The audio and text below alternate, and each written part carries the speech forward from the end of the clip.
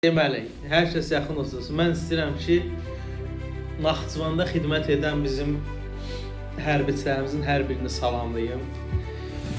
Bilirəm ki, yaxın keçmiş günlərdə Naxçıvanda xidmət edənlər həqiqətən çox əziyyət çəkir.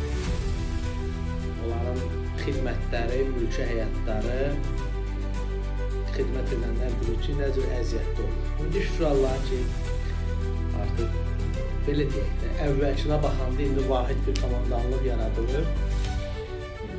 Hər şey qaydasındadır. İnanın ki, zamanla hər şey daha da gözəl olacaq. Xidmətdə heç də həvəsdən düşmək lazım deyil. Xidmət eləmək lazım. Allah qorusun sizləri, bizim Naxçıvanda xidmət edən əziz komandirlərimiz, əziz dəyərli qardaşlarımız, hərbçilərimiz, əsgərlərimiz. Allah sizi qorusun. Əsgərləri sizə tapşırıram, sizdən.